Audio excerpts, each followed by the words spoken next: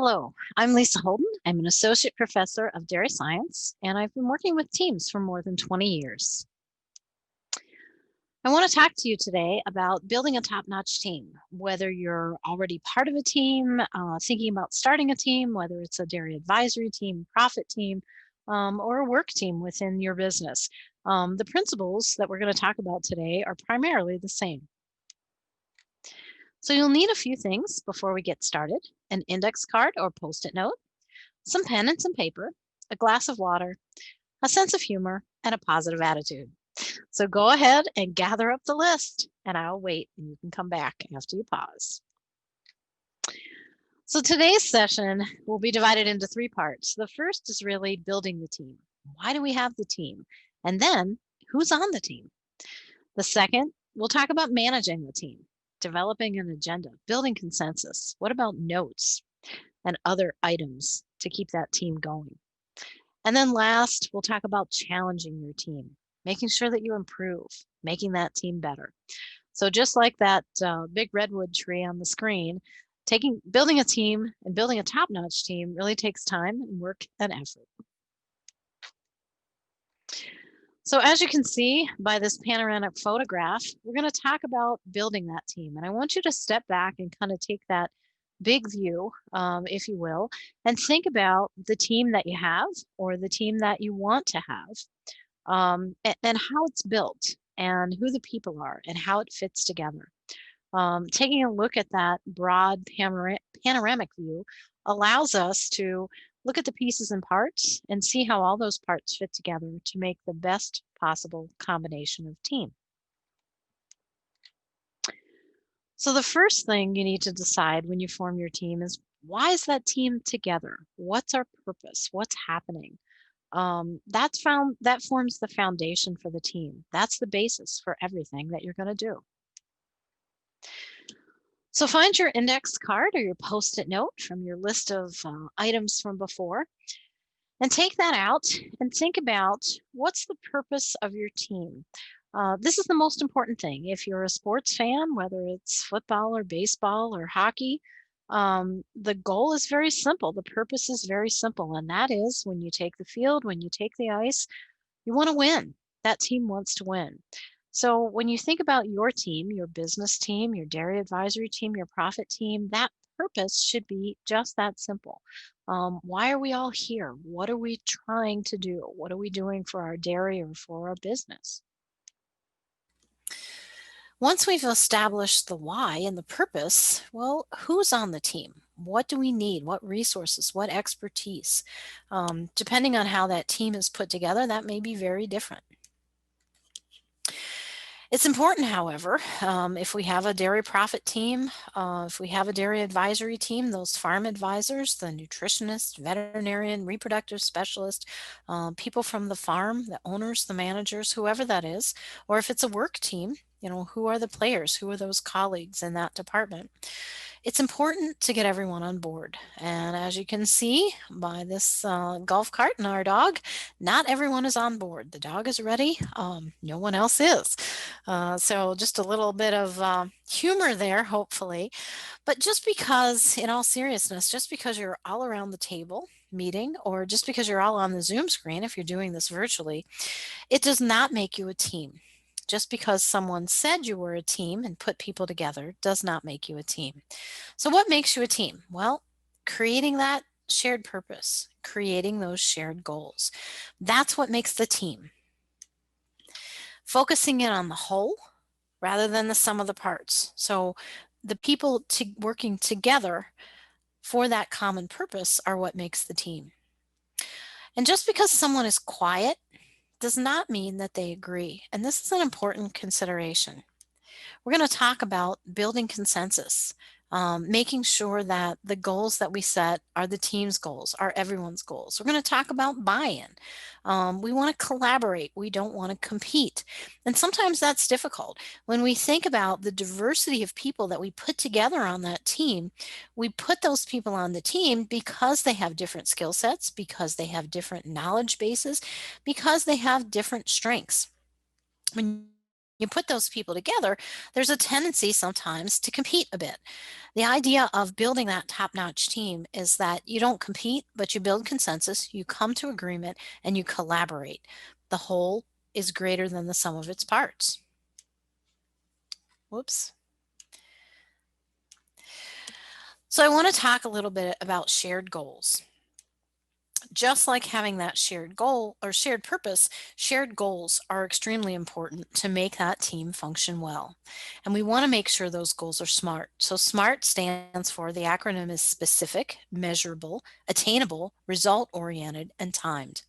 And I've got a picture here of some cheese from a farm in the Azores, which is an island archipelago off the coast of Portugal.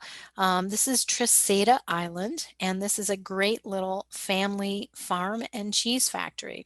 And one of the reasons I put this picture in here for shared goals is because this family struggled a bit, and they told us, I had a group of students here, and they told us their story about how the family had to come together.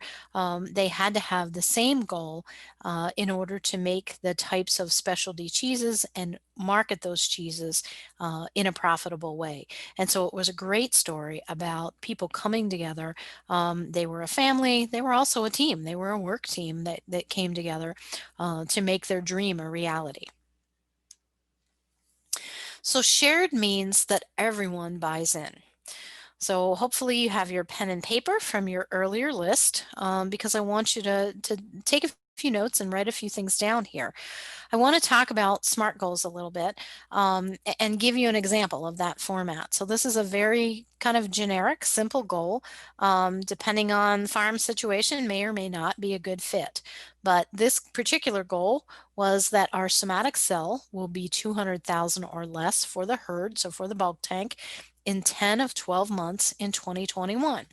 So is it specific? Absolutely. Is it measurable? Yes. We can measure whether or not we accomplished it. Is it attainable? That depends on the herd that's setting the goal, depends on where you are right now and what's happening with regard to milk quality and somatic cell. Is it result oriented? Absolutely. Towards that obvious milk increase in milk quality, and then timed. We say that we want to accomplish this goal by the end of 2021. So what I'd like you to do now is hit the pause button, think about this for your team, and write down a SMART goal. Now that you're back, I want you to think about what you're going to do with this goal, because this is your SMART goal. It's not a shared goal. It doesn't mean that everyone's bought into it. So it's going to require discussion, maybe some debate, maybe some revision, but ultimately for a shared goal to be workable, everyone needs to agree.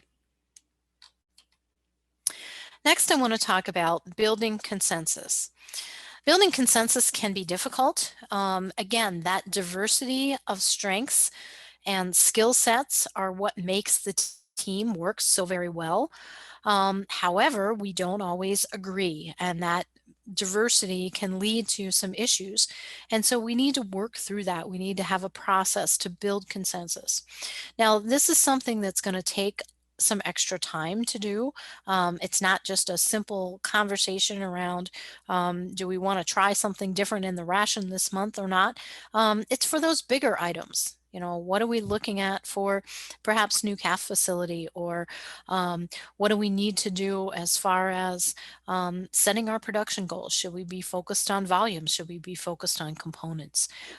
Bigger items that are going to be motivating to the whole team. We may need to revisit this.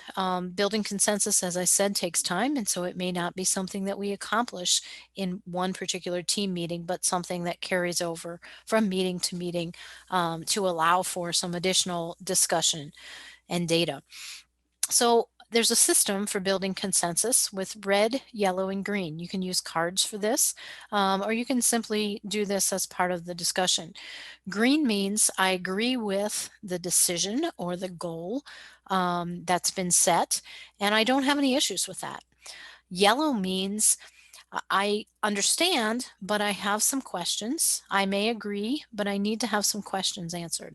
And so if we're looking at something like, you know, developing our production and component goals, there may be some questions associated with that, like what does our feed quality look like? or is this too much of a stretch goal for us or not enough of a stretch goal for us? So perhaps some simple questions to move that person from yellow into that green, or perhaps into red, depending on the answers to those questions. Red means I really don't agree with this. I have some major objections. And so that's going to require some discussion, some debate, perhaps some more data or understanding. I've seen folks that started out in the red, and as we gathered data, they were able to get through and work through their issues and move to the green. I've also seen this go the other way, where some of the folks that were in the red, some of the people that started out green saying, yes, this is the right decision, after they heard this discussion, there were some things that they didn't consider initially. And so they decided, nope, I can't go along with this. I'm going to move from green to red. The ultimate goal in building consensus across your team is to have everyone in that green box. As I said, it takes some additional time and it may need some revisiting, but having those discussions around these big issues helps to keep that team all moving in the same direction and focused. Humor helps in these difficult situations. Having that sense of humor that was also on your list can be very beneficial. Sometimes these discussions, particularly when we're talking about transitions and multiple family members and some of the issues that surround our team, can be somewhat emotional and can be very difficult to work through. So humor goes a long way. We talked about building that team, putting the parts together, having that shared purpose, having those shared goals, using consensus to build those and build some of the other issues that we want to work towards. Now we've got to go through and manage or maintain our team. Oops, excuse me. So the first way that we manage is by having an agenda and getting and keeping control of that agenda. Now there's a lot of ways that the agenda can go awry, if you will, a lot of reasons for agenda failure. Um, Sometimes that agenda becomes a surprise in waiting. If it's not shared, if we've not communicated what we're going to be meeting about or talking about, if there's things that are added at the last minute, that can be a surprise for folks. And perhaps not everyone on the team may be comfortable or prepared to have those discussions. That said, I do usually ask at the beginning of the meeting when we review the agenda if there are any other items that need to be added, because there are sometimes things that come up that are more pressing that can't wait for another meeting and do need to be added. The next item I have here is a New York City street, too crowded. Oftentimes, we try to get too much done in a short period of time. Unless you have a team that's meeting on an infrequent basis, maybe twice a year or quarterly, you really should try to keep those team meetings to about an hour or an hour and a half. 60 to 90 minutes helps you to respect people's time, helps them to schedule a little bit easier around those team meetings. If you end up with an agenda that's very crowded, too many things on there, becomes difficult to get things done in a timely way. And one of two things happens. Either issues don't get addressed and people can become frustrated with that, or we tend to skim over things that really need more discussion, and then they're not fully addressed and we don't have that consensus that we talked about. So ideally plan for about 45 minutes to an hour on your agenda if you're meeting with your team on a monthly or bi-monthly basis. If your team meets less frequently, bi-weekly or bi-yearly or quarterly, then you may have a longer time frame to work with and can add some additional things to that agenda. Some other things that cause agenda failure are the agenda is kind of a mystery. It's a little bit too vague. Well, we're going to talk about um, some basics of the operation, but we haven't been specific about what we're going to be talking about, and so it's difficult for folks to be prepared for that. And then finally, I'm calling it meat and potatoes and no time for dessert. Meat and potatoes are the really day-to-day kind of tactical things that we deal with on a dairy farm or in a work team. The dessert is the piece for what if scenarios, for more strategic thinking. The reason that the team may come together may be to solve some basic issues, but there's an opportunity missed if you don't take time for dessert, so to speak, and take time to look at those scenarios and broader contexts that the team can work on.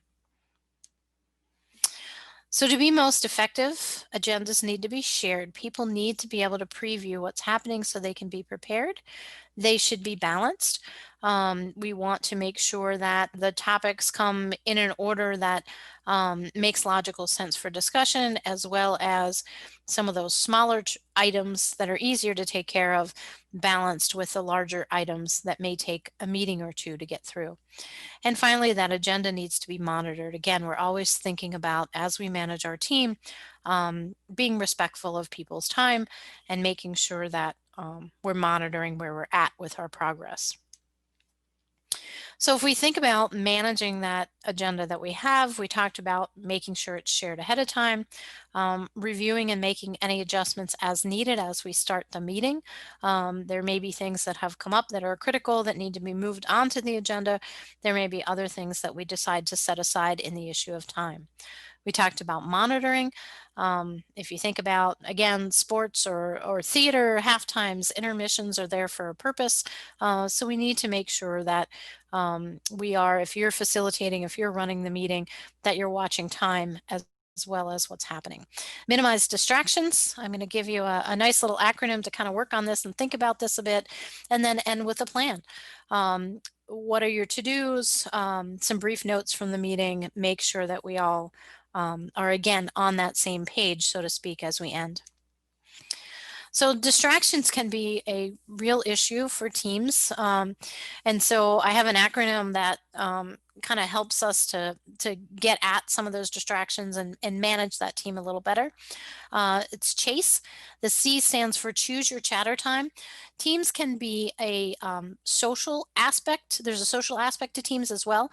And so having that communication and discussion is important. That chatter, if you will, is important. But choose that time. So it needs to be before the meeting or after the meeting rather than during the meeting. Have balance. We already talked about this with the agenda. What are those shorter term items balanced out with a longer term items that may take a meeting or two? If you're facilitating, you need to anticipate what those detours are. What might come up? What data might be needed? Can you plan ahead and get some of those things? Stop the sidebar discussions. Those distract from the main conversation and the main purpose of the team. We need to be cautious about that, whether we're in a face-to-face environment or whether we're in a virtual environment. And finally, engage everyone. Make sure that everyone is participating, and there's a variety of ways to do that. You have your index cards. Sometimes it's simple as handing them out and asking everyone to jot down a thought on a particular issue, and then gathering them back up and reading those thoughts. That allows for everyone to be able to contribute. It also allows people to think a bit and have time to write. The other way to do that is to kind of do a round robin and go around the table or go around the screen, and have everyone contribute to a discussion. I'm going to ask you now to hit your pause button, take a break. You can get your glass of water that was on your list, take a few minutes to stretch, and then come back for the rest of the presentation. So welcome back. One of the things we talked about was agenda management, and the next part we're going to talk about under managing our team is getting and keeping control of the team meeting itself. So managing the meeting is something that every facilitator needs to do. Part of that is being prepared ahead of time. Another part of that is making sure that we respect people's time. We talked about meeting times earlier and building that agenda so that we can be responsive to that. Simple notes and to-do lists can help to maintain that continuity and communication from meeting to meeting. These don't need to be formal meeting minutes, but really some brief notes and some to-dos, who's doing what by when. We want to facilitate positive interactions within the team. And again, we want to engage everyone, whether that's using our note cards or whether that's going around and asking for everyone's thoughts on a particular subject. It's important that everyone around the table, around the team, is contributing. I want to give you some examples of some of our maybe difficult people is one way to look at this. And again, this is by no means to be to to draw anyone out, but some of these tendencies that some of us have can be difficult when we're trying to manage a team and we're trying to manage time. So my first little cartoon character here is Harry the hijacker. Harry has long stories. He interrupts the team members. He's really in no hurry. He has nowhere to be. He enjoys being part of the team, and he really uses that agenda like a springboard to get us off in all these different tangents. And he asks lots and lots of questions. Um, this can be having a Harry on a hijacker on the team can be very frustrating to team members. It's difficult to stick to that agenda. It's difficult to get everyone heard and engage everyone.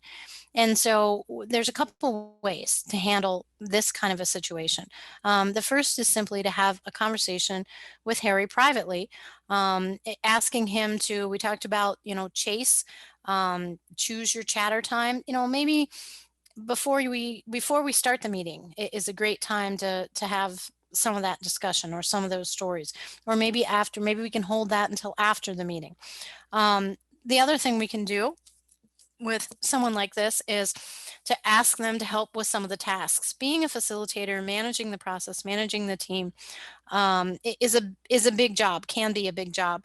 And so if you have someone that has a tendency to maybe interrupt or have some of these behaviors, asking them to help with some of these tasks. Maybe they would be good at taking notes. Maybe you're using a chart or computer to share some items. Maybe they can be helpful with that as well. Giving them that additional task helps focus them on that, and perhaps they will not be as disruptive. My second little cartoon character here is Sue the Silent Saboteur. She's got some very good ideas, but she rarely engages in the conversation during the team meetings. She can be very negative at times, and she's famous for her driveway discussion. So, what does that mean? That means that some of the things that should have been discussed within the team meeting are held and not discussed. But when we break up and we're standing in the driveway and there's two or three other people around, now those discussions are happening. That really undermines team progress.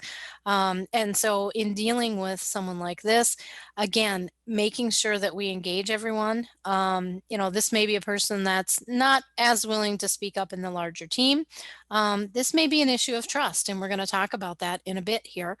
But again, the cards, having people write things down, making sure that everyone has a chance to voice their opinion, not having that agenda so packed that not everyone has a chance to speak, can help to deal with some of these kinds of issues. So remember, again, humor helps in these difficult situations. So we've talked about building the team. We've talked a little bit about managing the team, managing some of maybe the more difficult people on that team. The last part we're going to talk about in this presentation is challenging your team. And this is absolutely important, as the first two are, getting that team started, putting that team together. Even if you're coming into an existing team, this is one way to kind of reset or re-energize that team, is to provide some positive challenge. Teams need trust. It takes time to build trust. It takes commitment to build trust, and it takes a little bit of that unfiltered perspective, if you will, that people are willing to speak up and say what's on their mind, and not be like my cartoon character Sue, where we have our driveway discussions. Although it takes time to build trust, our top-notch teams really have this quality, and that's part of the reason they're able to achieve as much as they do. Unfortunately, for some teams, this never happens, and that can be for a lot of reasons. I've got a photo of a book here called The Trust Edge. It's by David Horsehager, and I just want to share just a little bit in the next slide about some of the pillars of trust in his program, in his book. I put a link down there for you at the bottom of the screen if you're interested in learning more about the book or about this particular program. There's a web link there that you can get some information from. Sorry. So in the book, there are 8 pillars of trust. clarity, compassion, character, competency, commitment, connection, contribution, and consistency.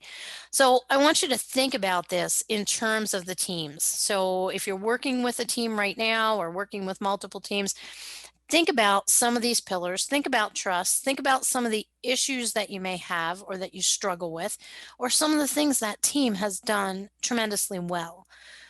Clarity. If you think about our shared goals and our shared purpose, okay, that is part of what we're building in clarity.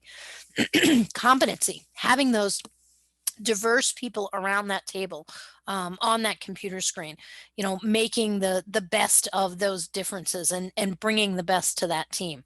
Commitment. That's a big one. Connection, those we talked about chasing away the distractions, but those stories, that chatter, that social aspect helps to build that connection. And then consistency. How regularly is this team meeting? Even if you're meeting on an infrequent basis, like twice a year or quarterly, having that consistency and maintaining that consistency is important for trust. So, some questions to ask if you look through this list and thought, well, my team is not quite there yet. We're doing well, but maybe we haven't hit that top notch level yet. Here's some questions to ask. How clear is our purpose? Do we really have that purpose clear? Maybe it was clear at the beginning, but maybe it's no longer clear for us.